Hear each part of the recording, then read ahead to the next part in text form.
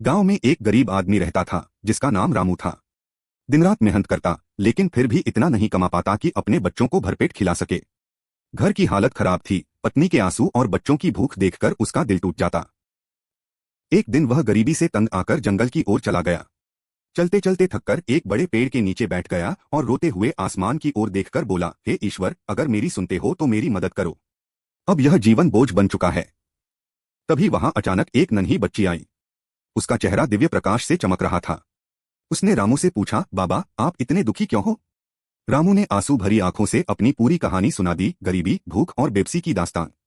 बच्ची मुस्कुराई और बोली, बाबा, मैं कोई साधारण बच्ची नहीं हूँ। मैं दुर्गा माँ का रूप हूँ। नवरात्र आ रहा है। तुम पूरे 9 दिन मेरी सच्चे मन से पूजा करना। तुम्हारे सारे दुख दूर हो जाएंगे। रामू हैरान था, लेकिन उसके दिल में विश्वास जग चुका था। वह घर लौटा और अपनी टूटी फूटी झोपड़ी को साफ किया। माँ दुर्गा की तस्वीर रखी और श्रद्धा से दीप जलाकर भजन गाने लगा। 9 दिन तक उसने सच्चे मन से पूजा की। उसके पास भले ही कुछ न था, लेकिन उसने हर दिन पूरे भाव से आराधना की। नवमी की रात फिर वही बच्ची उसके सामने आई, लेकिन इस बार वह देवी दुर्गा के दिव्य रूप में प्रकट हुई। माँ बोली, रामू, तुम्हारी श्रद्धा ने मुझे प्रसन्न कर दिया है। अब तुम्हारे घर कभी दुख और गरीबी नहीं आएगी। अगले ही दिन से रामू की किस्मत बदलने लगी। खेतों में भरपूर फसल हुई, गांव में लोग खुद उसके पास काम लेकर आने लगे। धीरे धीरे रामू इतना संपन्न हो गया कि उसका घर खुशियों से भर गया।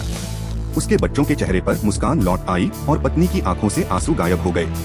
रामू हाथ जोड़कर आसमान की ओर देखता और कहता, माँ दुर्गा, यह सब आपका आशीर्वाद है।